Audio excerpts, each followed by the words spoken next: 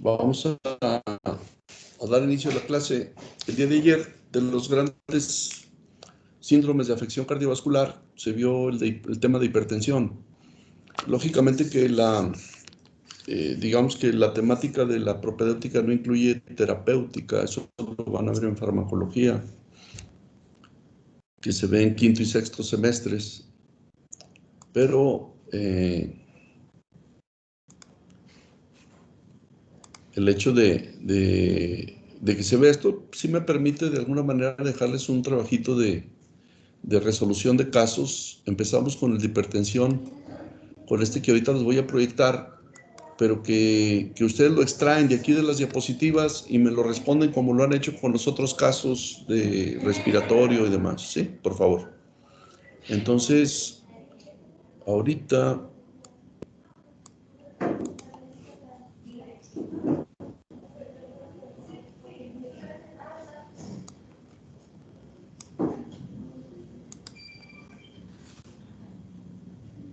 ese es el caso. Sáquenlo de las diapositivas. Es un caso relacionado, obviamente el diagnóstico no está oculto, es de hipertensión, pero quiero ver pues qué tanta aplicación práctica le pueden dar a lo que he pretendido enseñarles. Ese es el caso como tal. Por equipos me lo resuelven y ahí están las preguntas relacionadas con el caso. Algunas cosas solamente las dije en forma textual, otras sí están puestas en las diapositivas, pero sí sería importante, por ejemplo, en la pregunta 2, que ustedes investigaran qué se hace con un paciente que recién se diagnostica con hipertensión, ¿sí? Eso sí se los voy a dejar a consideración. Bueno, continuando con los síndromes cardiovasculares, ahora vamos a pasar a los síndromes coronarios. De hecho, en algún momento, dentro de los principales síntomas y signos que afectan el corazón, hablamos del dolor torácico coronario. Pues aquí es la aplicación práctica. Bueno, en primer lugar, la cardiopatía isquémica, que es la afectación a las coronarias, son una serie de síntomas y signos que se derivan debido a un aporte insuficiente de oxígeno en el tejido miocárdico. La causa principal para que esto ocurra generalmente es, lo pongo en negritas, una disminución del flujo sanguíneo en las coronarias debido a una estrechez de las arterias coronarias que a su vez es provocada por aterosclerosis. En menor frecuencia se puede desencadenar una cardiopatía isquémica cuando el paciente sufre un incremento en las necesidades de aporte de oxígeno, como por ejemplo un esfuerzo máximo aunque tenga unas coronarias permeables. Y rara vez la enfermedad isquémica del corazón se manifiesta sin tanta trascendencia cuando existe un vasoespasmo. Y por último, podría ser algo que también les mencioné cuando se habló de las características del dolor torácico coronario, que sería la denominada enfermedad de pequeños vasos, en la que generalmente las que más se ven afectadas son las mujeres en la etapa postmenopáusica, pero también agregaríamos que puede ser una forma de presentación de la enfermedad isquémica del corazón en los pacientes hombres o mujeres con diabetes.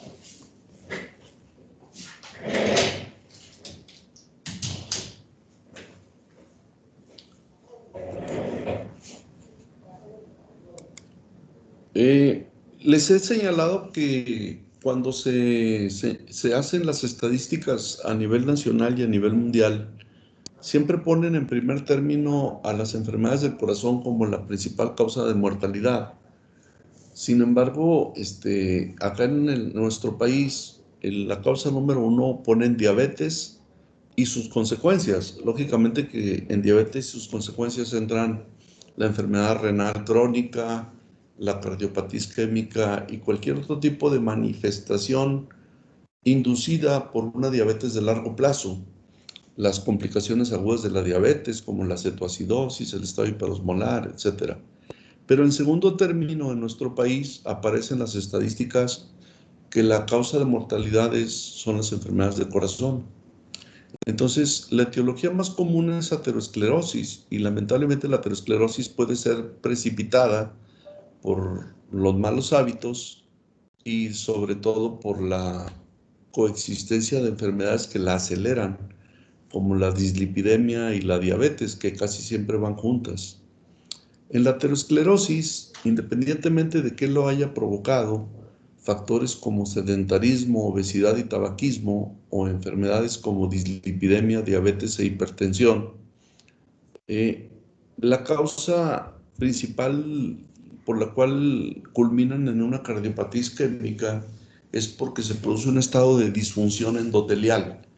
Por eso les empecé esta última parte de la semiología cardiovascular describiendo las capas del corazón, el epicardio o pericardio, luego el miocardio y al último el endocardio y su prolongación hacia los vasos principales que viene siendo el endotelio. El endotelio se considera que es un sitio de máxima importancia debido a su actividad hormonal e inflamatoria. Cuando existe inflamación del endotelio, una arteria puede precipitar la formación final de placas ateroscleróticas y, lógicamente, la obstrucción del lumen arterial, que va a traer como consecuencia sufrimiento por hipoxia y muerte del tejido celular dependiente por irrigación de esa arteria obstruida. Otra causa puede ser de la cardiopatía isquémica la valvulopatía aórtica. No sé si recuerdan que yo debía sospechar la presencia de una estenosis aórtica por la presencia de cuadros de síncope o de angina de pecho, sobre todo en personas en forma prematura, más jóvenes de lo esperado. Una valvulopatía aórtica hace que una válvula cerrada, ¿sí?, que tiene una apertura mínima, pues no permita el flujo de sangre en forma conveniente a través de la aorta y, lógicamente, que las arterias coronarias que están colocadas aquí encimita de las valvas sigmoideas no reciben suficiente flujo cardíaco del volumen de eyección y sufre el propio corazón, ¿verdad?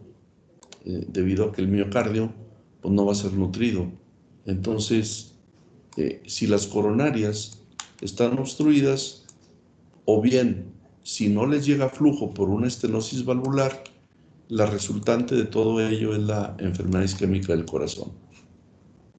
¿Hasta aquí alguna duda?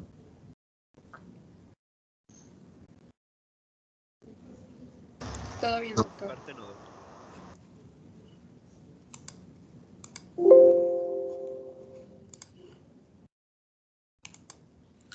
Bueno, esas son las etapas de progresión de la aterosclerosis. Ya lo habíamos visto de otra forma en otras de las diapositivas, de un endotelio saludable a un endotelio que se va a provocar una reacción inflamatoria, el depósito de células espumosas que son macrófagos que absorben grasa en el subendotelio, la formación de una placa aterosclerótica que se va haciendo cada vez más estrecha hasta que impide el flujo normal a través del vaso y lo vuelve insuficiente.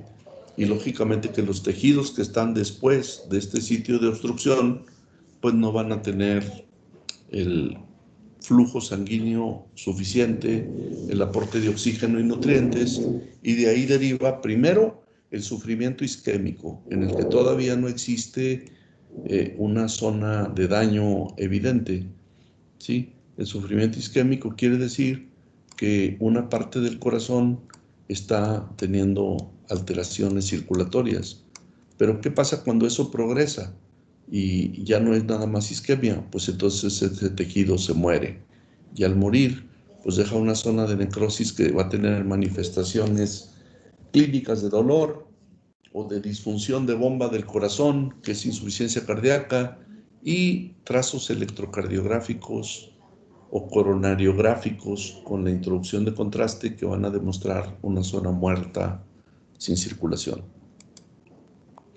¿Cuáles son los factores de riesgo para desarrollar una cardiopatía isquémica? Bueno, hace rato hablé de algunos que son hábitos, que son estos tres: tabaquismo, obesidad y sedentarismo. Se denominan estos dos como factores secundarios. Entonces, esto vendría siendo hábitos, ¿sí? Pero el tabaquismo no es secundario. El tabaquismo se sale de ese rango y entra como un factor primario, porque el tabaquismo per se, aunque una persona no tenga ninguna de las enfermedades que están señaladas aquí, puede ser inductor de una enfermedad isquémica del corazón. Estos factores son mayores o primarios, ¿sí? Como sufrir hipertensión, como sufrir diabetes o como tener niveles anormales de colesterol en sangre o triglicéridos. Se consideran factores mayores. Existe un factor en el que todo el mundo se clava, que es la enfermedad por ácido úrico. ¿Alguien sabe en qué consiste la gota?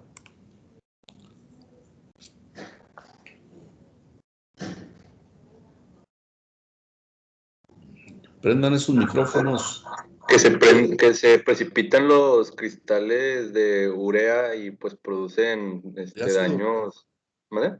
Son cristales de ácido úrico, no es lo Sí. mismo. Bueno, se precipitan dentro de una articulación, causan reacción inflamatoria y pueden provocar una inflamación dolorosa articular, de localizaciones múltiples, principalmente en el pie, en el dedo gordo del pie, en donde se une al resto del pie, el primer ortejo. Eso se le llama, están los otros dedillos, pero este es el que se da aquí, en este punto, es donde se producen las mayores crisis de gota, que se llama podagra, ¿sí?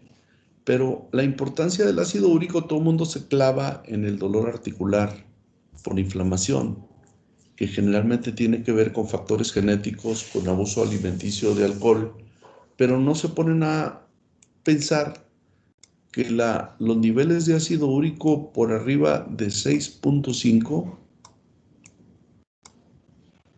¿sí? El ácido úrico alto, por arriba de 6.5, que a veces cambian los valores según el método de laboratorio, pero estandarizado a nivel mundial, se considera que un valor de ácido úrico de 6.5 miligramos por decilitro o por ciento, pues, son inductores de un estado inflamatorio persistente que a lo que le pega es al endotelio.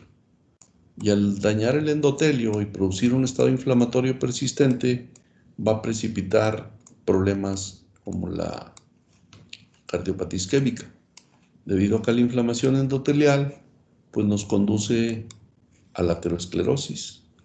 Y es un daño progresivo que se hace en años, no es una cosa que se haga de la noche a la mañana. Se ha calculado que la formación de una placa de ateroma tarda aproximadamente de 15 a 18 años. Pero ¿cuándo empezó el paciente con problemas? Eso no lo sabemos.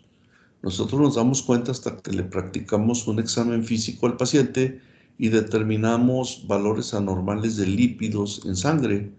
Y entonces le decimos al paciente, usted está pasado de peso, usted come en forma no saludable y no hace ejercicio y aparte fuma, va caminando derechito de que su endotelio sano se vuelva un endotelio inflamado y enfermo y que de aquí se derive a una enfermedad que se llama aterosclerosis y que esto provoque a su vez un daño miocárdico irreversible. Entonces, esa es la importancia. Por eso en el caso que les puse antes, los quiero poner a pensar que existen una serie de factores que son previsibles. Nosotros lamentablemente nos hemos encargado, los médicos que nos especializamos, en privilegiar al diagnóstico y a la terapéutica sobre la prevención, cuando en realidad la prevención evitaría muchos gastos económicos al paciente y al país. Porque alguien que sufre las consecuencias de una enfermedad que llega hasta las complicaciones, pues lógicamente te resulta más caro. Para el propio paciente y para el país, cuando ya deja de trabajar esa persona, deja de ser productivo económicamente y produce complicaciones y problemas personales, familiares, sociales y nacionales, ¿verdad? Otro factor que se considera, y perdón por el anglicismo, es el estrés.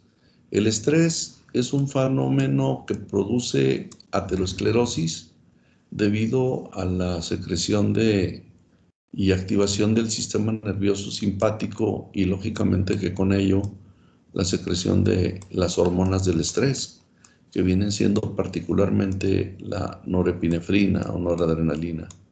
Esto, la activación del sistema nervioso simpático durante las crisis de angustia y estrés, pues va a hacer que el paciente tenga más riesgo aterosclerótico. Y por último, el estado de posmenopausia, que ya lo platiqué ampliamente cuando se habló de síndromes de los principales síntomas y signos cardiovasculares, pero que vale la pena enfatizar que sin que esté plenamente demostrado, los estrógenos, bueno, ¿sí se escucha? Sí, doctor. Bueno. Sí. Los estrógenos de la mujer que menstrua se constituyen en un factor protector contra las enfermedades cardiovasculares. ¿Y qué pasa en la menopausia y en la posmenopausia? Pues que la carencia de estrógenos conduce a un incremento del riesgo cerebro-cardiovascular o cardio-cerebrovascular, como lo quieran llamar. Entonces, se supone que una mujer en esta etapa de vida tiene más riesgo a nivel encefálico, cerebro, cardiovascular, que una persona más joven en la que la protección, por coincidencia, sin que se haya plenamente demostrado el mecanismo protector, es por la secreción de los estrógenos que aquí ya están faltantes. Aunque les mencioné un estudio, no sé si alguien se acuerda, el estudio de las enfermeras. Sí. Les dije que ahí se había obtenido en las pacientes observadas en la etapa de la posmenopausia beneficios esqueléticos, beneficios estéticos, pero no que no se había disminuido la mortalidad y la morbilidad para enfermedades cardiocerebrovasculares. Ahí era donde entra la duda de si realmente los estrógenos ejercen un papel protector, porque a esas mujeres se les trató con estrógenos. Y se supone que quizá los estrógenos sintéticos no tengan exactamente el mismo beneficio preventivo que los estrógenos que naturalmente fabrica la mujer. Quizá ahí está el punto. Pues es un factor de investigación. Bueno, están comprendidos los factores de riesgo, son importantísimos y yo nomás quiero resaltar lo que les dije hace un momento. Todos privilegiamos a quien sufre la enfermedad, diagnosticarlo a tiempo y tratarlo a tiempo. Esto lo platico como en forma anecdótica. Mi hijo mayor es cardiólogo intervencionista y se emociona cuando platicamos que lamentablemente en una familia de médicos, mi hijo y mi hija son médicos, pues pobre mi esposa, ¿no? Siempre está escuchando temas médicos que siempre salen a la luz a pesar de que no queremos hablar de aspectos profesionales por descansar en familia. Pero me dice mi hijo con mucha entusiasmo cuando practica algún tipo de tratamiento endovascular por cateterismo para sacar adelante a un paciente que se infarta, por ejemplo. Y le digo yo, que no sería o hubiera sido más importante haber actuado sobre el paciente en todos estos factores antes de que llegaras tú a meterle un catéter y aliviarlo. ¿Sí? Entonces, ya empieza la discusión, ¿no? Entre lo que viene siendo la importancia de la prevención contra la importancia que adquiere el médico cuando ya alcanza un nivel de especialidad en que todo el mundo está esperando a que llegue el superstar a resolver un problema que se pudo quizá haber evitado o retardado. Yo nomás les quiero sembrar en su mente que la prevención es muy importante, que la epidemiología es muy importante, el tener presentes los factores de riesgo que conducen a una enfermedad y sus consecuencias son sumamente importantes. Y lamentablemente, como que todo eso lo entendemos tarde. La epidemiología no es solamente aplicable a las enfermedades infecciosas, como la pandemia y eso que está pasando ahorita. La epidemiología también sirve para las enfermedades crónicas, ¿sí? Diabetes, hipertensión, dislipidemia, enfermedades isquémicas del corazón, enfermedades neurológicas, etc. El corregir a tiempo factores de riesgo se ve reflejado en una menor incidencia de estas enfermedades y lógicamente las secuelas o consecuencias que generalmente son dramáticas. Pero bueno, regresando al tema como tal, cuando una persona tiene una enfermedad isquémica del corazón puede pasar silente, como una cardiopatía isquémica subclínica.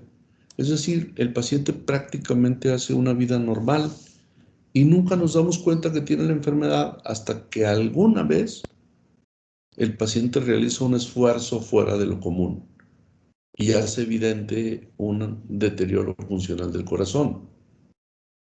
Si vemos esto, se necesita un esfuerzo mayor para que la enfermedad aparezca en la mayor parte de los casos.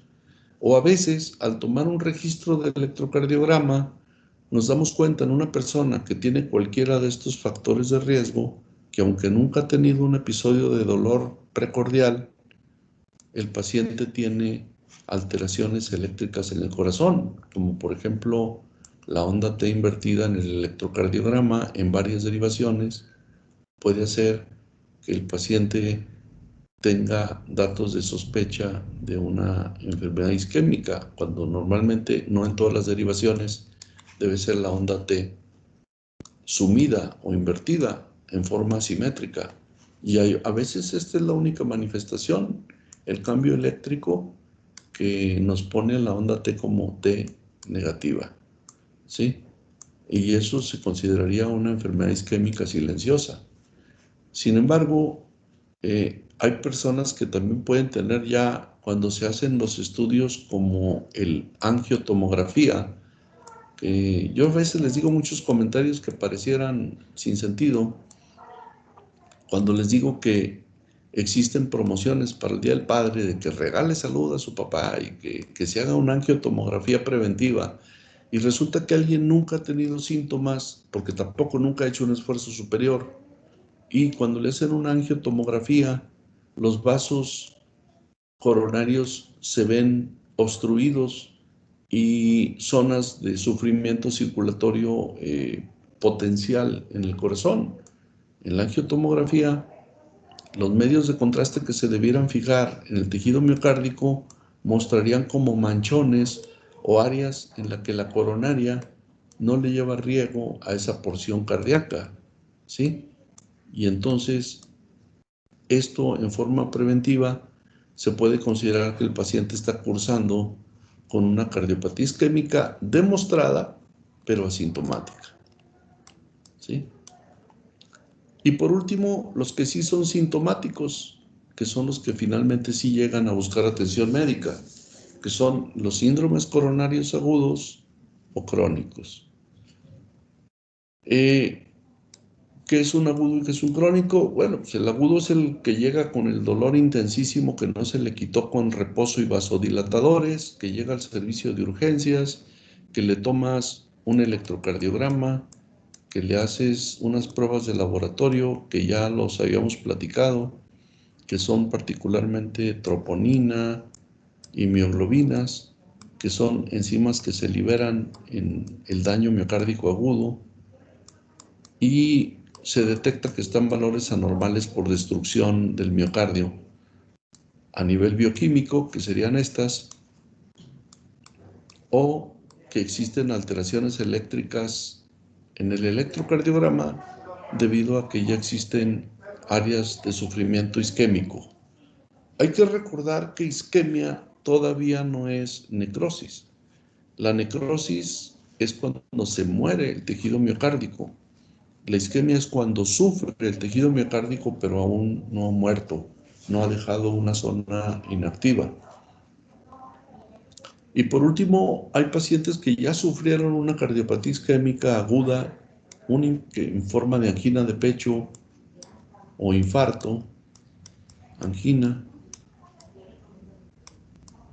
o infarto, y nos topamos con que ya brincan en las secuelas a un síndrome coronario crónico, en el que al paciente se le pudo haber resuelto quizá la permeabilidad de las coronarias y la rehabilitación de la mayor parte del tejido cardíaco, pero como quiera quedaron zonas dañadas o partes de la coronaria que son inalcanzables con los catéteres, que también van a seguir experimentando oclusión progresiva al paso del tiempo y que se van a ver manifiestos por un infarto.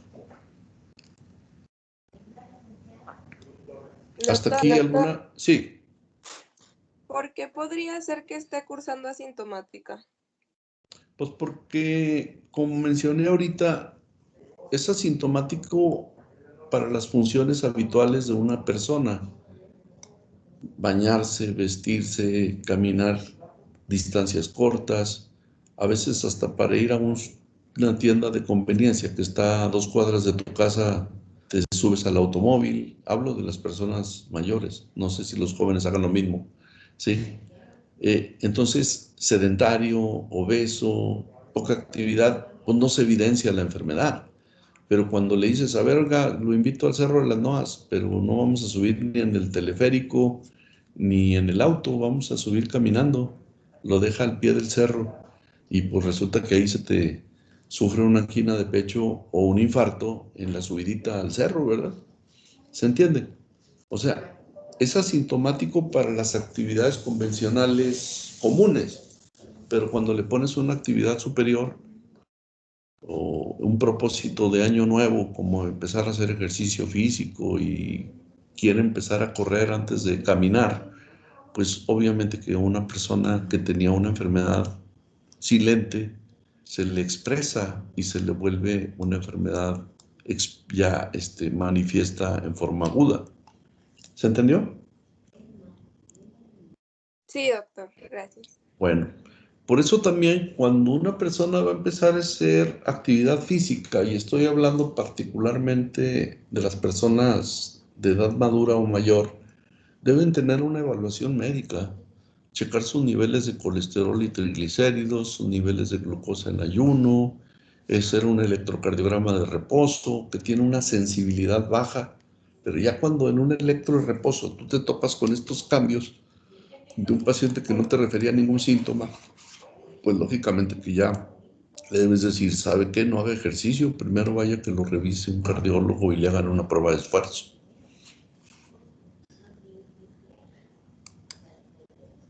Este caso no lo vamos a resolver ahorita. Igual quiero que por favor lo extraigan de las diapositivas, me lo contesten en equipo. Y es un caso ejemplo de cardiopatía isquémica. Aquí está nominado como caso 1. Aquí les estoy poniendo antecedentes. Les estoy poniendo el cuadro con el que el paciente llega a un servicio de emergencia y quiero que me respondan estas preguntas, ¿sí?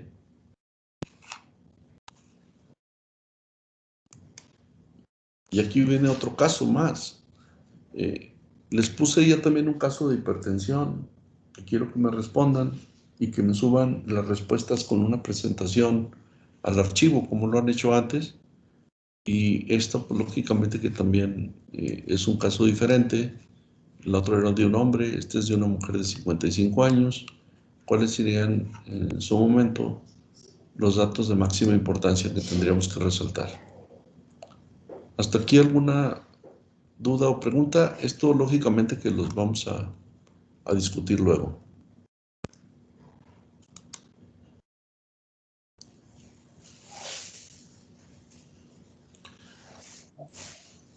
No, doctor, todo bien.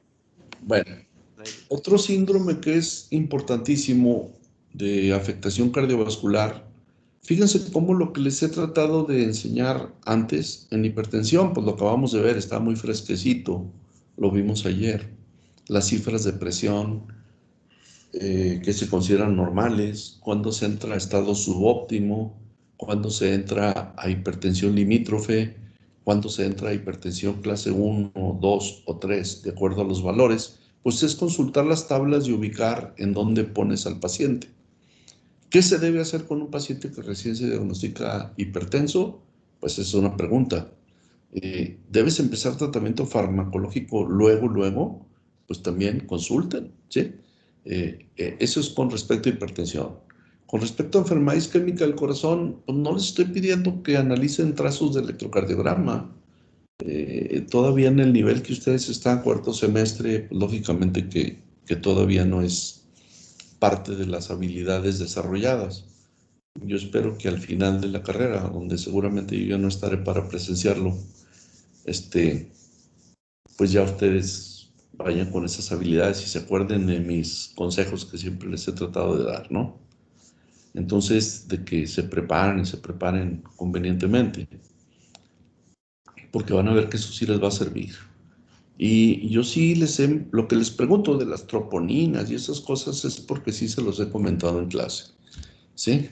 Los 3 criterios para el diagnóstico de la enfermedad isquémica del corazón: el criterio clínico, el criterio eléctrico del cambios del electrocardiograma y por último el criterio bioquímico, que son las pruebas anómalas de laboratorio. Bien, entraríamos a otro síndrome que es el de la insuficiencia cardíaca. En la insuficiencia cardíaca es la consecuencia de alguna serie de enfermedades que se manifestaron a nivel cardíaco vascular que no fueron atendidas convenientemente y se complicaron. De hecho, un paciente puede tener hipertensión y si yo no se la trato y lo dejo seguir una historia natural, pues el corazón se va a volver un corazón que al principio se hipertrofia, ¿sí? ¿Cuál parte es hipertrofia? Pues la que pelea contra las presiones superiores, que vendría siendo el ventrículo izquierdo. Se hipertrofia para mantener un volumen de eyección efectivo. Pero ¿qué pasa al paso del tiempo? Que la hipertrofia, de acuerdo a la ley de Starling, que también se ve en la fisiología, pues hace que el corazón ya no se pueda hipertrofiar más y que entonces se produce un efecto de vasodilatación. Perdón, de dilatación de las cavidades cardíacas, no de vasodilatación. Perdón, ahí corrijan eso. La dilatación de las cavidades cardíacas va a hacer que pues entonces ahora el corazón en una radiografía pues yo lo vea así, ¿verdad? O sea, la parte correspondiente al ventrículo izquierdo grandototota, gruesa y dilatada. Y entonces la función compensadora de bomba que el corazón efectuaba para mantener un gasto cardíaco útil, pues ya no se logra debido a que el corazón se volvió flácido, de paredes débiles, y entonces el volumen de eyección pues disminuye notoriamente hacia la circulación sistémica y ya no es un volumen efectivo como el que veríamos aquí, ¿sí? Y entonces eso es la insuficiencia cardíaca. Es un síndrome clínico en el que dominan la disnea y la fatiga asociado o no a retención hídrica. Ya dijimos que la disnea era la primera manifestación de la falla ventricular. Es pregunta. Izquierda. Izquierda. Izquierda. Es el dato capital de la falla ventricular izquierda, ¿sí? En cambio, pues por consecuencia, el edema y la retención hídrica son los datos capitales iniciales de la falla ventricular derecha. Pero ¿qué pasa cuando el paciente claudica el ventrículo izquierdo y luego arrastra en su patología con curso natural al ventrículo derecho? Pues que se suman la falla de disnea del ventrículo izquierdo con la falla de edema del ventrículo derecho y a eso se le llama insuficiencia cardíaca global. O sea, dejó de ser puramente izquierda o dejó de ser puramente derecha y entonces se transforma en insuficiencia cardíaca global. La evolución más común es que una izquierda arrastre a la falla del ventrículo derecho, conduzca a la falla del ventrículo derecho y eso provoque una insuficiencia cardíaca congestiva, que en algunos textos también le llaman global, ¿sí? Entonces, al principio puede ser puramente izquierda o puramente derecha. Pero luego, sobre todo la izquierda, que es más común, nos va a arrastrar a una falla ventricular derecha y a convertirse en una insuficiencia cardíaca global.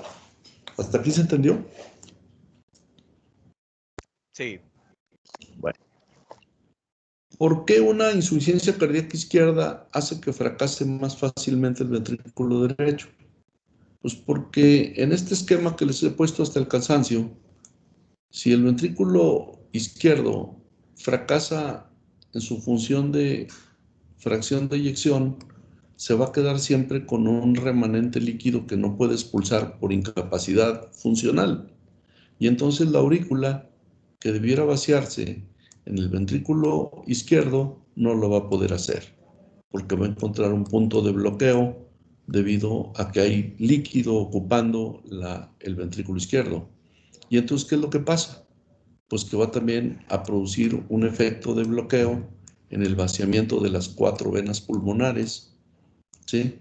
En la aurícula izquierda, y eso va a dar un flujo retrógrado hacia el pulmón, que se va a poner congestivo y lleno de arterias ingurgitadas, ¿sí? Va a incrementar la presión pulmonar y va a producir un estado de hipertensión pulmonar, y eso pues le va a meter problemas al ventrículo derecho, que ahora va a encontrar aumento de las presiones a nivel pulmonar, y entonces ahora el ventrículo derecho va a ser el que va a claudicar. ¿Se entendió? Cómo en forma retrógrada ocurren una serie de fenómenos a mediano o largo plazo, que el lado izquierdo va a hacer que fracase a largo plazo el lado derecho. Sí. Bueno, en sentido inverso, que lo cual es más raro, cuando existe alguna enfermedad como estenosis pulmonar que bloquea el flujo de salida del ventrículo derecho, entonces el ventrículo derecho se dilata. Y como es una pared más débil, al ratito también desplaza el septum hacia acá. ¿Sí?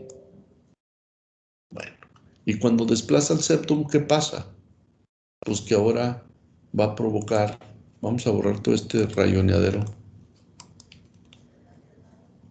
Estoy explicando ahora las raras veces en la cual el ventrículo derecho puede hacer que fracase el ventrículo izquierdo. O sea, las raras veces. Esto es mucho más común que de aquí para acá se produzca el fenómeno de claudicación ventricular derecha.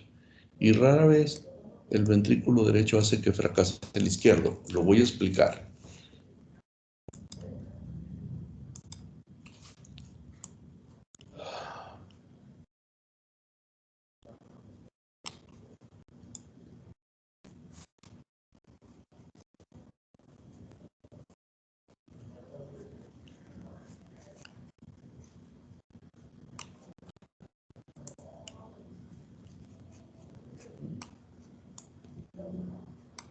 Lo ordinario es que comience todo con disnea y luego que la disnea por problemas de ventrículo izquierdo aumente la disnea, esa expresión de la congestión pulmonar, y que esa congestión pulmonar incremente la presión pulmonar y le aumente el trabajo al ventrículo derecho. Cuando existe algún tipo de barrera para el vaciamiento del ventrículo derecho, que normalmente es un ventrículo muchísimo más delgadito en condiciones normales que el izquierdo, pero cuando existe algún mecanismo de obstrucción para su vaciamiento, hagan de cuenta que entonces ahora el ventrículo derecho se va a volver hipertrófico, nunca como el izquierdo, pero se vuelve hipertrófico, pero al ratito empieza a desplazar al septum, y entonces eso hace que el izquierdo, que siempre era un ventrículo más potente, ya no tenga espacio suficiente para recibir volumen sanguíneo, debido a que el ventrículo derecho se dilató y desvió el septum. Esas son las raras ocasiones en que el ventrículo derecho hace claudicar al izquierdo, ¿sí? En enfermedades pulmonares primarias, en hipertensión pulmonar primaria o secundaria, etc. Bueno, espero haber explicado esa situación, si les haya quedado clara. ¿Sí? Sí, Sí, doctor. doctor. Doctor. Bueno, a veces siento que se las hago así como que mucho de caricatura, pero pues, la verdad es que siento que explicar en forma simple los mecanismos fisiopatológicos, claro que existen hormonas que se liberan a nivel de las aurículas, existen fracciones de eyección calificadas de forma numérica, existe la ley de Frank-Starling, existe la ecocardiografía Doppler, etcétera. Un montón de cosas que en su momento van a ir aprendiendo poco a poco. No es el propósito de la propedéutica, pero de alguna manera sí podemos ir tocando algunos puntos, aunque sea débilmente. Bueno, entonces, por definición, la insuficiencia cardíaca es un síndrome clínico en el que dominan la disnea y la fatiga, asociado a una retención hídrica que puede o no estar presente. Cuando la eyección ventricular de cualquiera de los dos lados es insuficiente o no satisfactoria, pues las necesidades metabólicas de oxigenación y de nutrientes por los tejidos que son los que reciben esa sangre que viene del corazón, pues van a estar insatisfechas y por lo tanto eso va a causar este efecto de fatiga, ¿sí? Entonces, a veces el volumen que el ventrículo recibe, el ventrículo no tiene fuerza para expulsarlo, pero en otras ocasiones la función ventricular puede estar conservada, pero por alguna razón el volumen que llega al ventrículo es menor y eso produce un llenado insuficiente ventricular que tiene el mismo efecto, porque ahora el ventrículo, aunque esté útil y capaz de bombear sangre, no recibe un volumen suficiente. Y entonces, pues el paciente va a tener un volumen de eyección disminuido que se va a ver traducido por todo lo que les puse ya ahorita en los dibujitos, que al principio puede ser disnea y fatiga, o que después puede ser disnea, fatiga y retención hídrica. Las principales causas por las que se puede desarrollar insuficiencia cardíaca son múltiples, muy variadas. Las que les pongo aquí son las más comunes.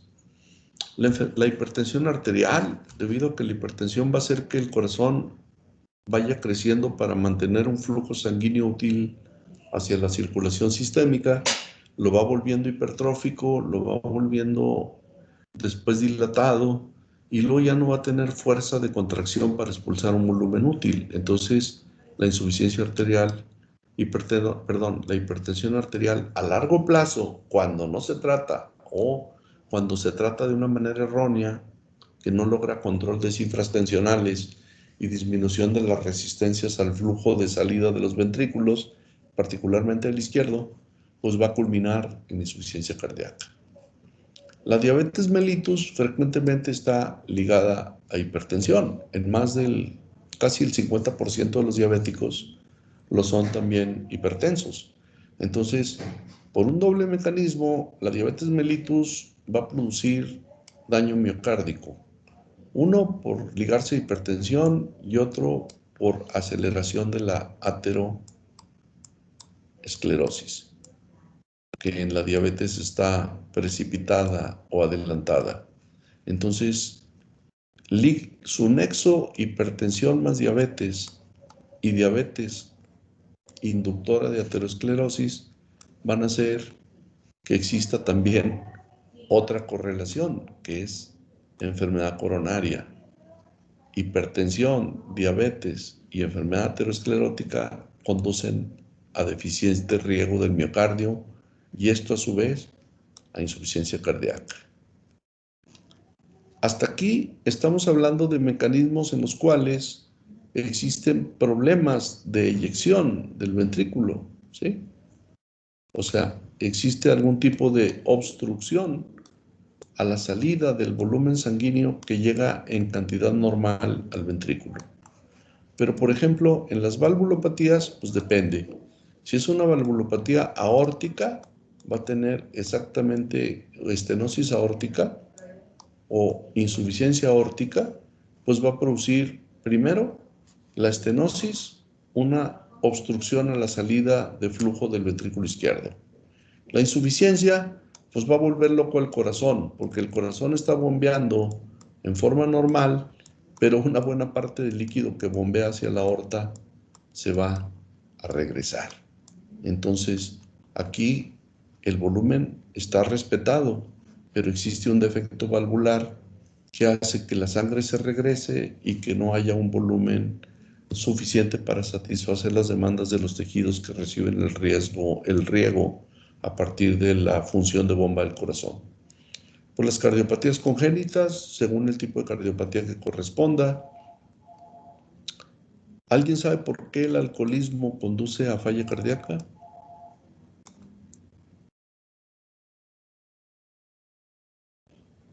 Hablo del alcoholismo de a de veras, ¿verdad? No de las travesurillas que de repente hace algún joven como ustedes, que pudieran un fin de semana, no los estoy acusando de nada, que pudieran un fin de semana abusar un poquillo del alcohol, o a veces entre semana también. No, hablo de los que son alcohólicos profesionales de a de veras. ¿Alguien sabe cuál es la razón? Puede ser por el daño al hígado, lo cual produce una congestión en la aurícula derecha. No, pues si el hígado está dañado no va a haber circulación de retorno, al contrario. A ver, ¿qué tal? Bueno, pues ahorita tienen la tarea de los casos, pero pues también podemos encargar esto. ¿De qué manera el alcoholismo o la anemia conducen a insuficiencia cardíaca? ¿Sí? Cualquiera de ustedes, por equipos, así pónganse de acuerdo entre ustedes, la mitad, investígueme y hágame un mapa conceptual en donde en el centro van a poner alcoholismo y los diferentes efectos del alcohol sobre el cuerpo, ¿sí? Pero en este caso me interesa sobre todo el efecto sobre el corazoncito, ¿no? ¿Qué le pasa al paciente cuando bebe en exceso? ¿Por qué daña al corazón? Y el paciente anémico, pues lo hemos explicado antes, es un estado hiperdinámico que dependiendo de los valores de hemoglobina va a conducir al fracaso funcional del corazón que se manifiesta como insuficiencia cardíaca. Ese es un fracaso funcional. Y las enfermedades endocrinas, como por ejemplo Cushing, hipotiroidismo, pueden producir insuficiencia cardíaca por exceso de catecolaminas o por déficit de hormonas tiroideas, que son indispensables para el buen funcionamiento de todos los órganos. Bueno, están puestas como causas, ¿sí? Ok. Ahora, no quiero así un estudio súper extenso. Pues ahorita se pueden meter a buscar fácilmente cuáles son efectos cardiovasculares del alcohol. Y pues ahí van a encontrar respuestas. Antes era para nosotros más difícil. No existía el señor Google, ni existían todas las páginas de temas médicos para la población general, ni siquiera esas, ¿no? Pues teníamos que ir a enterrarnos ahí a los libros y a las bibliotecas para tratar de encontrar soluciones a problemitas que se planteaban. Bueno, ustedes aprovechen la ventaja de que tienen medios informáticos que les permiten tener información así a la mano en cuestión de minutos. Pero si se fijan, yo lanzo la pregunta porque pues ahí no lo podemos saber todo. Y en este momento, pues sí quisiera saber qué tanto son capaces de investigar acerca de algún tema. Las alteraciones cardíacas estructurales pueden ser algunas de las principales factores que conduzcan a un déficit funcional del corazón. Por ejemplo, la disfunción sistólica. Si yo tengo un ventrículo hipertrófico que tiene problemas para expulsar su contenido a pesar de la compensación que se produce por el crecimiento del músculo cardíaco, y puedo tener una disfunción sistólica. Disfunción diastólica es que el corazón pone una dificultad para recibir sangre proveniente de la circulación sistémica, como el ejemplo que ahorita se puso de la enfermedad hepática, en la que no llega suficiente volumen sanguíneo al corazón, O bien, enfermedades del corazón en las que el grado de hipertrofia cardíaca hace que la cavidad cardíaca se vea muy reducida en su volumen, y al estar reducida en su volumen, pues no va a ser capaz de recibir suministros también, y entonces va a tener un volumen de eyección. Arritmias cardíacas, un corazón que late arriba de 160 latidos por minuto, pues no va a tener oportunidad ni tiempo para llenarse en forma suficiente y el volumen de eyección hacia la circulación sistémica está reducido. Y en ocasiones el corazón se llena bien, pero la frecuencia cardíaca es menor a 40, como en un bloqueo AV, y entonces pues el corazón se tarda mucho en lanzar volumen hacia la circulación sistémica.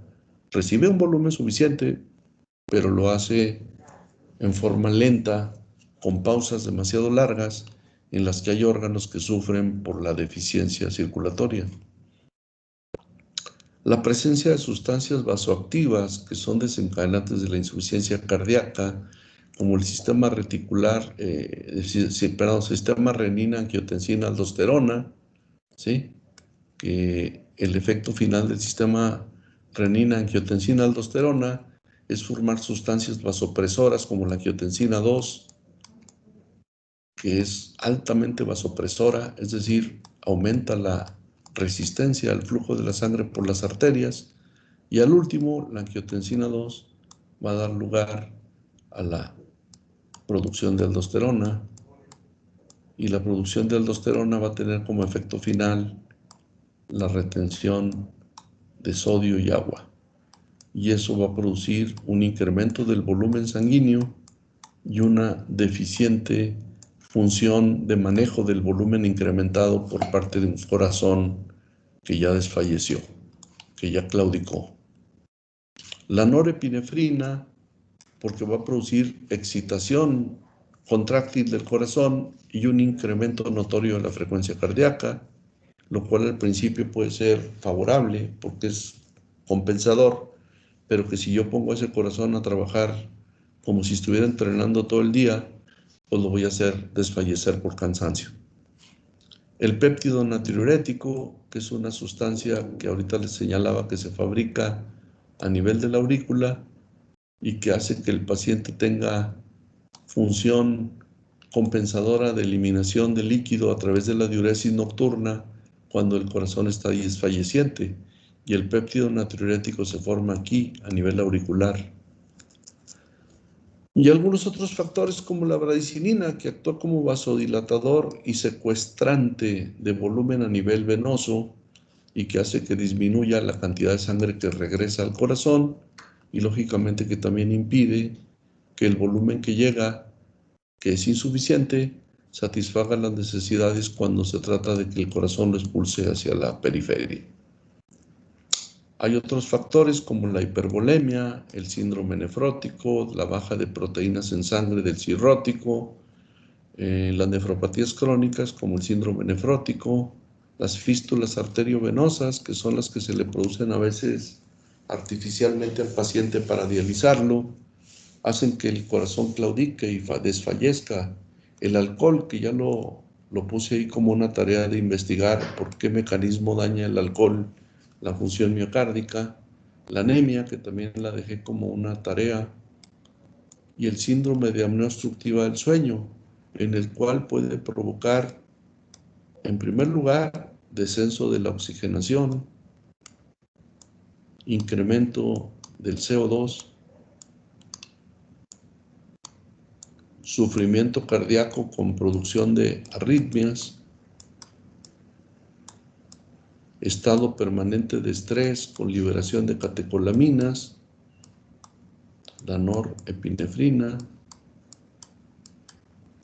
y de esto va a tener que ver con las arritmias y va a tener que ver también con el desarrollo, que lo vimos en el tema de hipertensión, de que el síndrome de apnea obstructiva del sueño o roncopatía podía estar íntimamente ligado a hipertensión arterial. Fíjense toda la cadena de eventos que se producen por una cosa que aparentemente no le damos importancia, que es la roncopatía, ¿no? ¿Hasta aquí alguna duda o pregunta?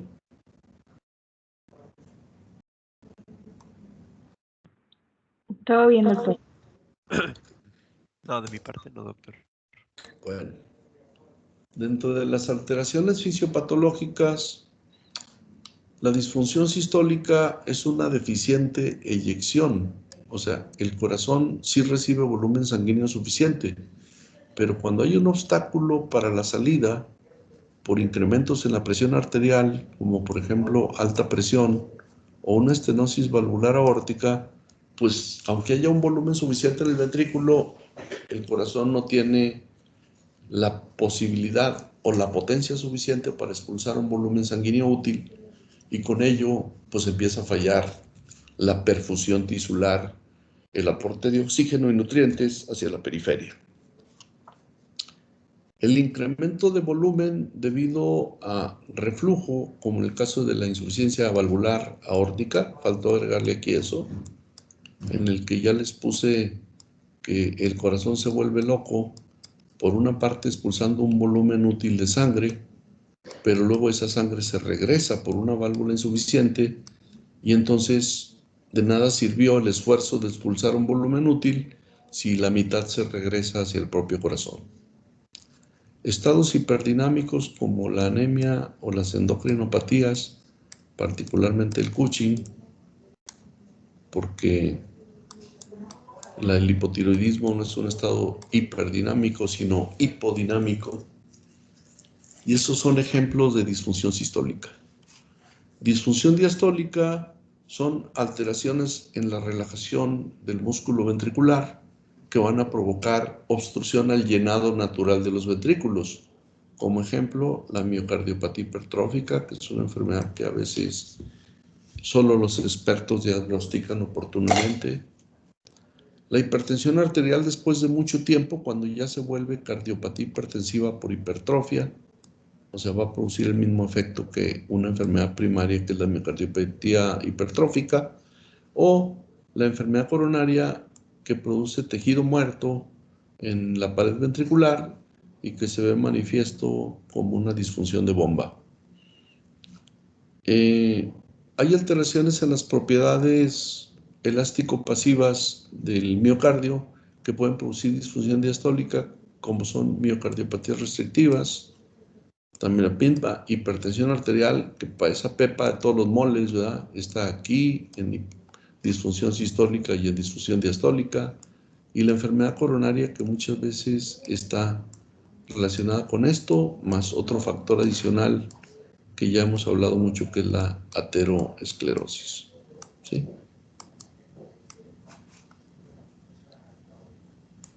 Bueno, pues esas son las explicaciones fisiopatológicas, pero la traducción clínica de la insuficiencia cardíaca, particularmente la insuficiencia cardíaca izquierda, dado que el dato capital de esta es la disnea, es la clasificación que ya les he mencionado muchísimo, vigente desde la década de los 60 del siglo pasado, que viene siendo la clasificación de la New York Heart Association, que clasifica a la insuficiencia cardíaca de acuerdo a la disnea con esfuerzo, siendo la clase 1 un paciente que en condiciones normales, en la actividad de todos los días, no experimenta ninguna molestia, pero cuando el paciente lo metemos a esfuerzos mayores, como subir escaleras, trotar una cierta distancia, cualquier esfuerzo que se considere superior a la vida habitual, pues lógicamente que va a ser evidente la disnea, ¿sí? La disnea generalmente se clasifica así, pero también hay que observar que puede ser evolución progresiva, porque un paciente no empieza con disnea clase 4 luego. Primero es clase 1, no hacemos caso de eso y dejamos seguir la historia natural, y va a evolucionar a disnea clase 2, en la cual el paciente va a tener problemas en actividades convencionales como caminar. Bueno, perdón, ya me excedí de tiempo. Me continúo mañana con este tema, ¿sí? Sí, doctor. No me dicen nada, jóvenes. No, es que no le gusta. Bueno, pues es que